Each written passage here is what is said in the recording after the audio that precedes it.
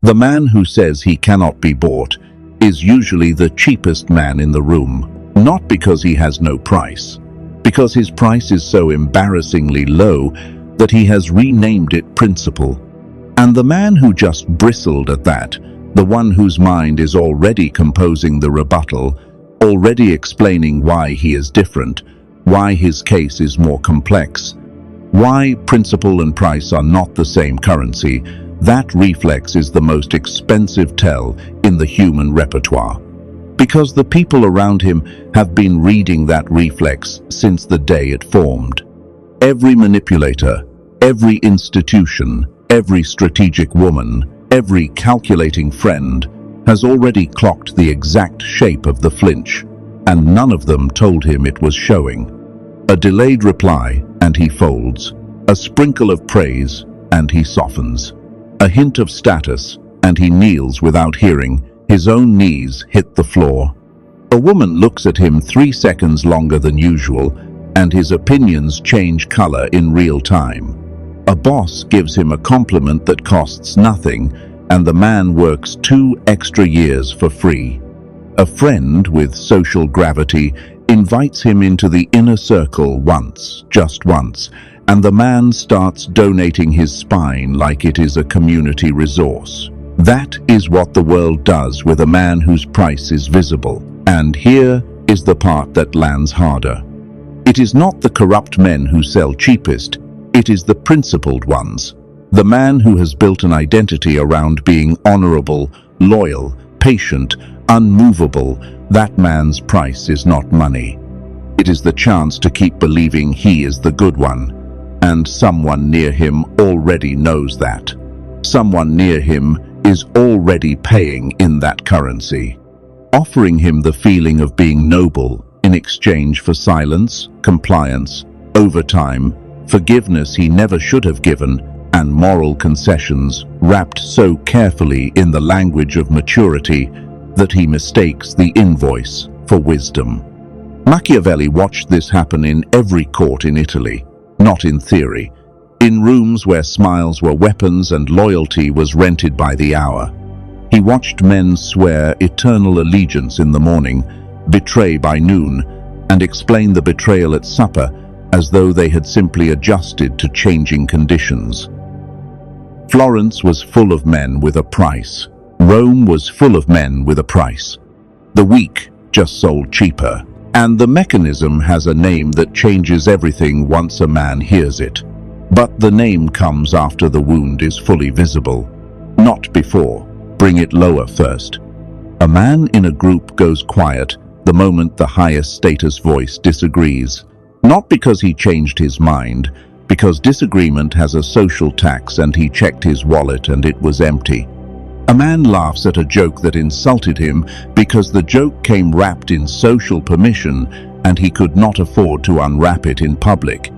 A man watches a woman reward one kind of behavior and punish another, and within 2 conversations, his entire personality begins editing itself for survival.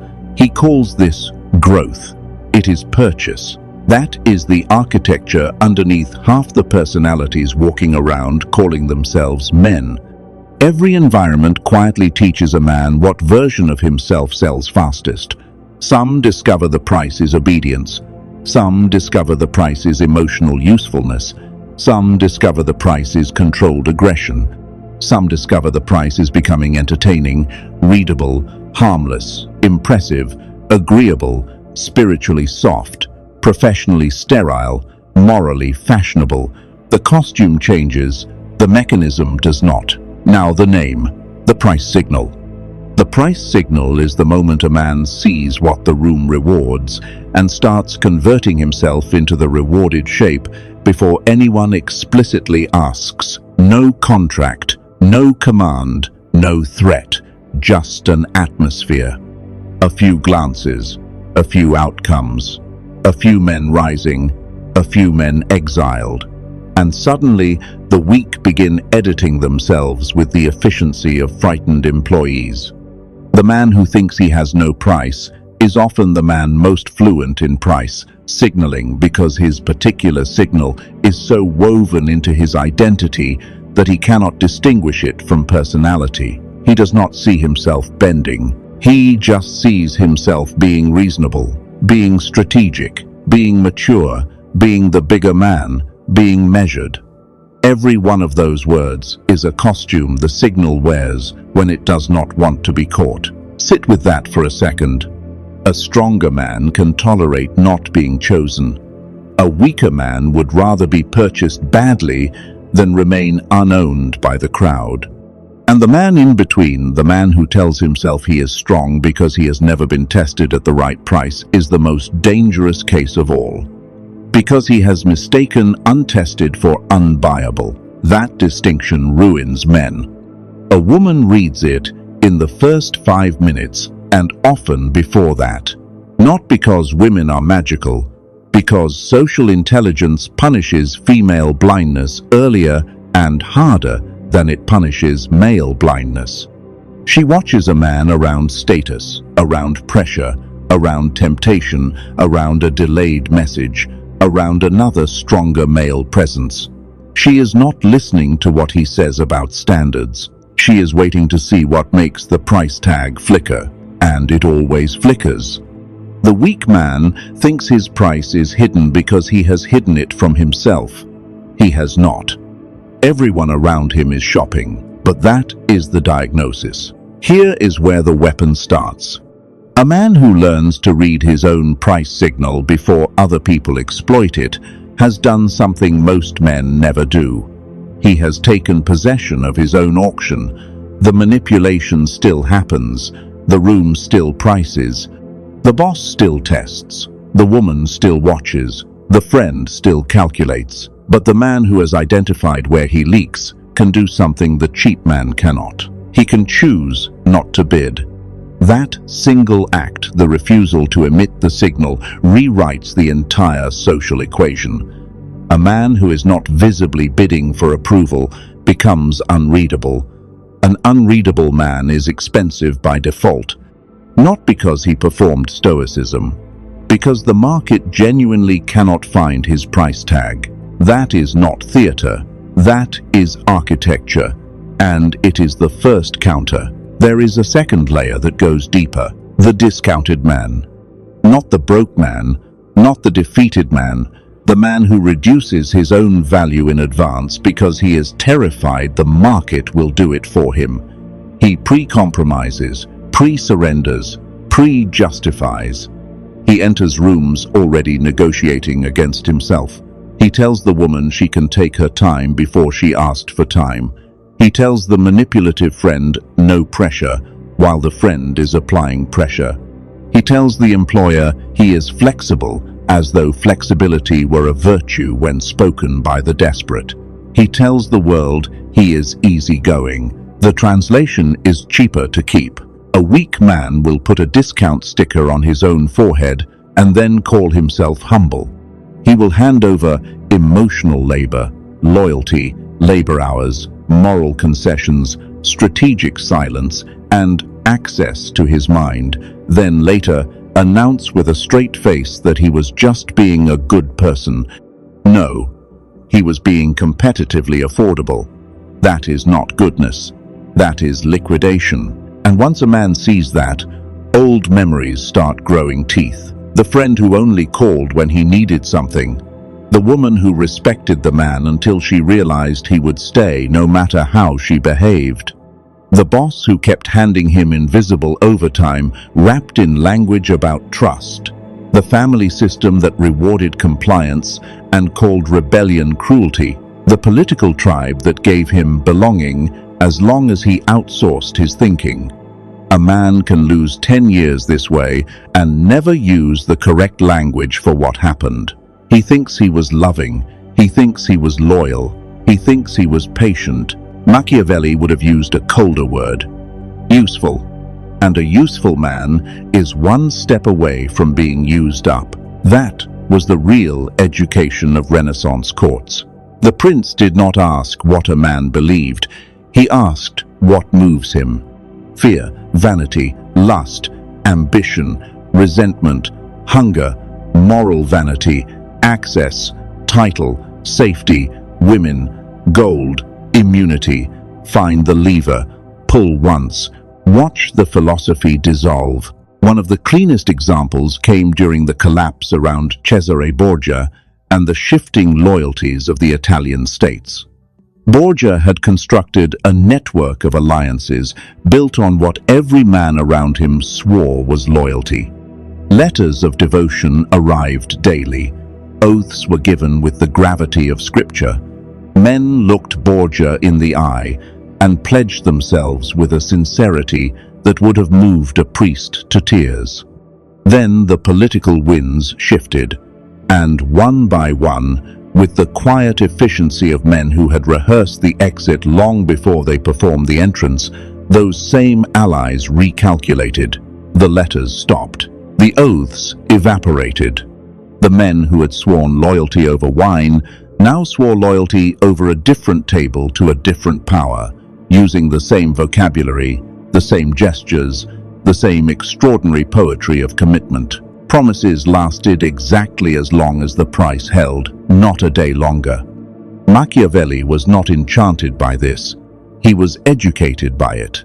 He learned that a man's stated values are often just decorative trim around his real payment system. The trim is beautiful. The system beneath it is transactional. And the weak were always the cheapest inventory, not because they had less intelligence, because they had less tolerance for loss. That is where price lives. Price is not what a man wants. Price is what he cannot bear to lose. A man who cannot bear social exile can be bought with inclusion. A man who cannot bear sexual rejection can be bought with attention. A man who cannot bear uncertainty can be bought with false clarity. A man who cannot bear being disliked can be bought with temporary warmth. A man who cannot bear insignificance can be bought with titles. A man who cannot bear loneliness can be bought by almost anyone. That last one has ruined nations. Let that land. Now, here is the counter built from that list. And pay attention, because this converts diagnosis into armor. Each of those sentences is a diagnostic. Read them not as philosophy, but as a checklist. A man who runs that list against his own nervous system honestly, without the performance of detachment, will find one or two lines that produce heat, not intellectual recognition, heat. A tightening in the chest, a flicker of defensiveness, an urge to explain why his version is different. That heat is the price tag. The stress test is simple. Take the dependency that produced the heat. Imagine losing it, not abstractly, specifically. The woman stops replying. The friend group closes without you.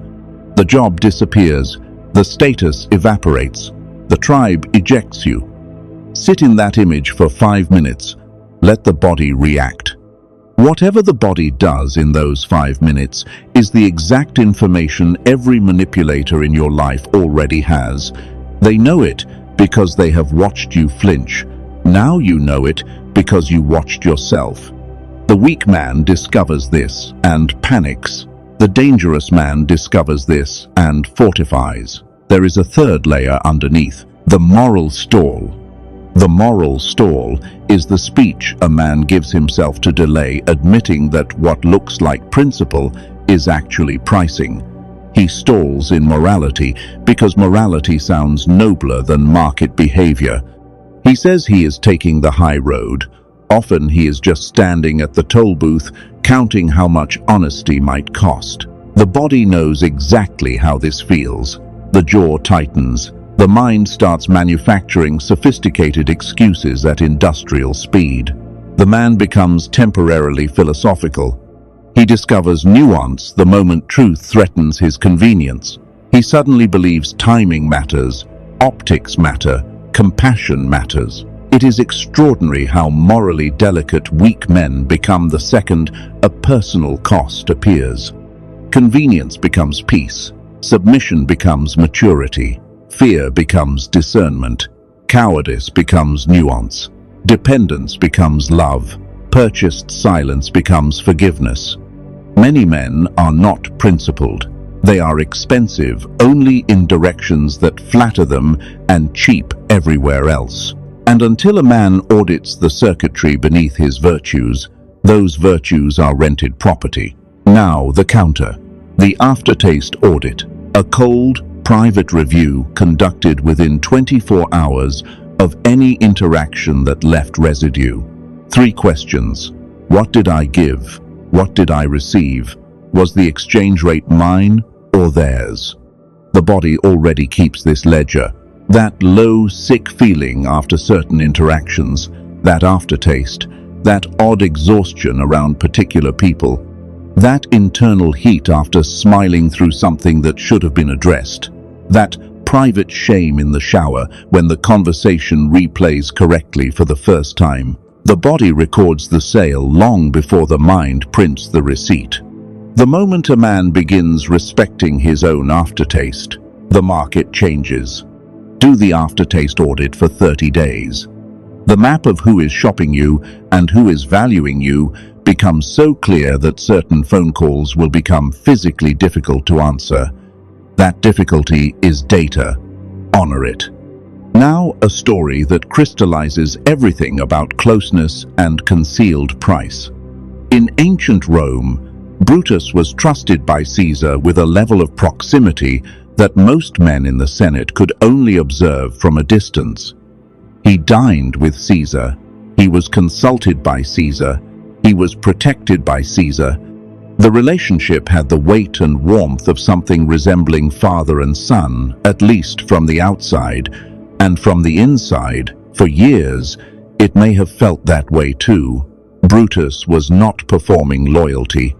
He was living inside it. The betrayal was not planned in the first week.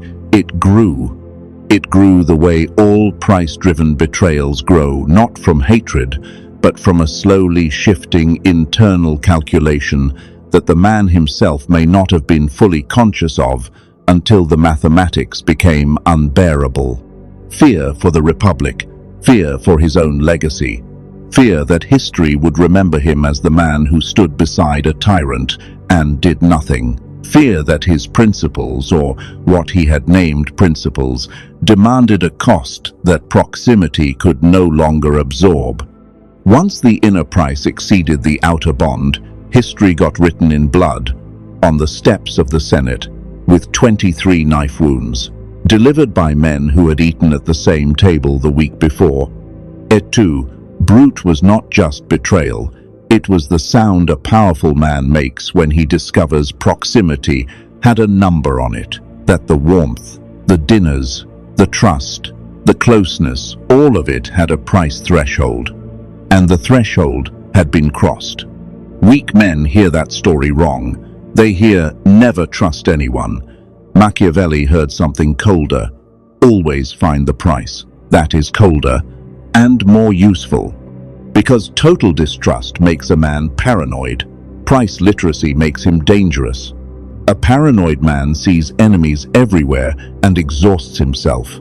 A literate man watches incentives, tolerances, hungers, vanities, dependencies, the emotional tax thresholds beyond which another man will start editing his soul for profit. He does not ask, is this man good? He asks, what makes him cheaper? That question saves years. Now the mirror turns.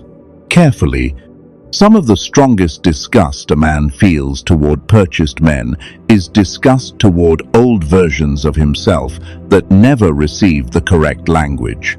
The weak friend who folded under social pressure, the colleague who changed his convictions for promotion, the man who became a different person around a woman he wanted. These sting partly because they expose a mechanism the observer recognizes in miniature within his own history. Different scale, same auction. An intelligent man listening this long has probably already felt one memory move in the dark.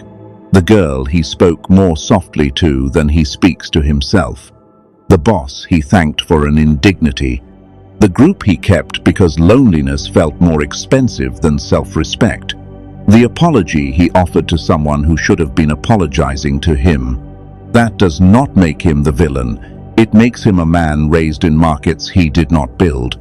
The system teaches pricing before it teaches sovereignty. A boy is rewarded for salability, then, years later, judged for the exact compromises that salability produced. Society installs the discount mechanism and then laughs at the discounted man. No wonder so many men move through life like merchandise with insomnia. Comment something cold if the mechanism just got a name. Type price if a man in the comments has realized he was not betrayed first by others, but by the part of himself that kept offering discounts. Type signal if the price signal just became visible in a specific room, a specific relationship, a specific dynamic that has been costing him for years. Type stall if the moral stall has been running so quietly he mistook it for character. The men who can name the mechanism are already leaving it. There is a reason this channel matters beyond one script. Every video here is another piece of the operating system underneath the behavior people call random, emotional, political, romantic, spiritual, personal. It is not random, it is architecture. And the man who owns the vocabulary for that architecture, the price signal, the moral stall, the vocabulary debt that was already broken down on this channel, moves through the world differently than the man who is still calling it bad luck. Subscribe or go back to reading symptoms without ever seeing the machinery. That is the only choice available. And there is a piece already on this channel that connects directly to this. If this script exposed the pricing mechanism, the video on the 7 types of men society uses, humiliates, then discards, shows the roles the market creates for men who never read the casting call. A man can understand pricing and still not recognize the costume the market put him in. Without that piece, the blind spot stays open. Sometimes a man sells not because he is greedy or lustful or weak in the obvious ways, but because he is attached to the identity of being good. This catches the cleaner men.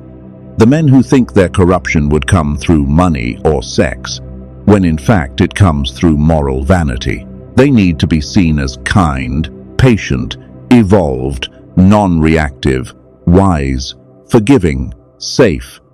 So they permit what should be punished and absorb what should be rejected because their self-image has become another market. They are buying innocence with self-betrayal. That man can be bought with the chance to remain the hero of his own story. Very expensive costume, very cheap behavior. The counter is the hero audit. Ask, what would I refuse to do even if doing it would make me look cruel, cold, or ungrateful? If the honest answer is nothing, if every boundary has a reputation exception, then the image is the price. And someone is already paying in that currency. Now the weapon forge. Cold and simple. Designed for deployment, not decoration. Machiavelli wrote that men ought either to be well treated or crushed because people can avenge lighter injuries, but not serious ones. Everyone quotes the line for its violence. Fewer understand the anatomy behind it. He is describing price thresholds. Small injuries leave men alive enough to bargain. Big ones remove bargaining capacity. Half measures create markets for revenge. Complete force closes them. The same principle applies in reverse to male weakness. A weak man will tolerate astonishing disrespect as long as it is delivered in manageable doses, because manageable doses let him preserve the sale. He can pretend things are not that bad. He can keep access, keep hope, keep the illusion. Large humiliations force recognition. Small humiliations allow discounts. That is why disrespect always enters by teaspoon. Now, the principles that make a man harder to buy. Slow the sale. Weak men transact instantly. That is why they are cheap. The pause alone raises price. Not as theater, as audit. What is being asked? What does compliance purchase? What does refusal cost? Which cost is cleaner? Many lives are wrecked by fast yeses and saved by one late silence. Build the pause into every transaction, social, professional, romantic, familial. The people who cannot tolerate your delay are the ones who needed your speed. That tells you everything. Stop giving premium goods to discount buyers.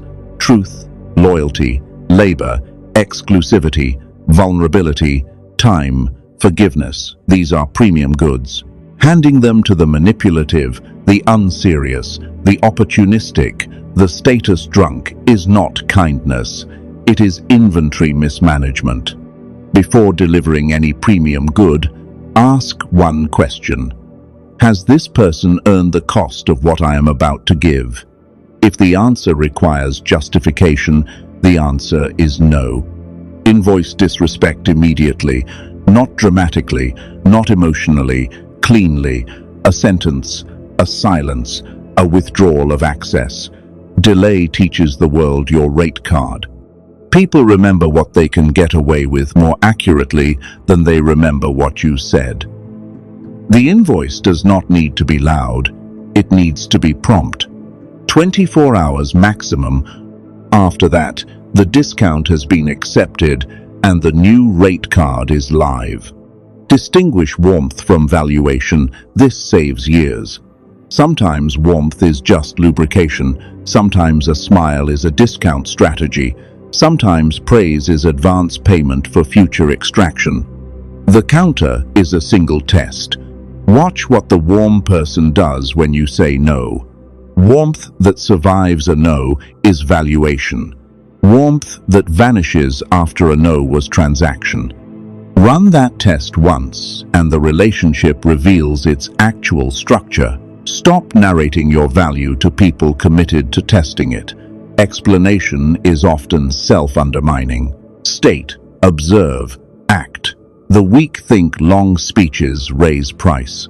Usually they are just advertisements for fear. When the urge to explain yourself to someone who did not ask arrives, let it die in your chest. The silence that follows will tell you more about the other person than the speech ever could. Learn the sacred utility of being misunderstood. The discounted man spends his life correcting everybody's perception. The expensive man knows some misunderstandings are cheaper than self-betrayal. The weak man wants to be liked accurately. The stronger man wants to live accurately. This is where the woman thread cuts through male delusion.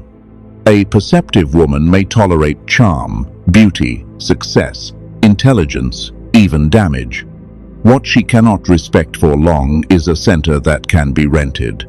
The man whose mood, boundaries, ethics, and self-concept all update according to reward conditions is not mysterious. He is programmable, and whatever is programmable becomes boring, even when it is useful. A hammer gets picked up often. No one falls in love with it. Once a man becomes less marketable to low-grade systems, certain opportunities disappear. Good. They were never opportunities. Certain women pull back. Good. They were negotiating with his pliability. Certain friends become colder. Good. They were loyal to the discount. Loss begins to cleanse.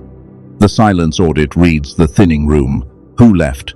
Why? What were they purchasing from the old version? Was their presence contingent on the discount? If yes, the loss is not a loss. It is an invoice clearing. Most of the grief men feel after standards are raised is grief for the market, not for the people. The people were never there for him. They were there for the rate. There is a final layer. A man becomes dangerous the day his need to remain unsold exceeds his need to remain included. Every man has a price. The weak just sell cheaper. Judas did not sell Christ for a kingdom, not for immortality, not for mastery. 30 pieces of silver. The number matters less than the humiliation of the number. History remembers betrayal, but it also remembers the rate. Cheapness immortalized. When a man sells something sacred for too little, The shame is not only that he sold, it is that he revealed his own internal valuation system to the world. Everyone remembers the silver, everyone remembers the smallness, and that is the warning this script leaves behind. Not that a man should never pay for anything. Every man values something. Every man can be moved by love, fear, duty, vision, mortality, loyalty, God, blood, legacy. The goal is not to become a dead machine immune to attachment. That fantasy produces sociopaths and internet actors. The goal is harder, to choose consciously what may move you and what may never own you. That is sovereignty, not no price, chosen price. A man may choose to pay for his children, good. Choose to pay for truth, good. Choose to pay for craft, for honor, for a promise given to the worthy, for a life built cleanly, for the refusal to kneel before fraud even when kneeling would be profitable. Good. That man is not cheap. He has decided what deserves cost. The cheap man is not the man who pays. The cheap man is the man who is always being bought by things beneath him. And once that distinction locks in, male nature starts reading differently. Reputation changes meaning.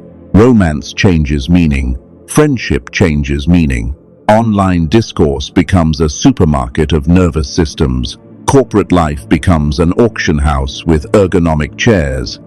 Modern morality starts looking like a luxury brand licensing program for frightened people trying to rent innocence from strangers. The theater becomes visible, and once visible, it becomes harder to enter without nausea. That nausea is healthy. That is the moral immune system returning. Subscribe or keep paying tuition to people who learned your price before you did. This is your cold awakening.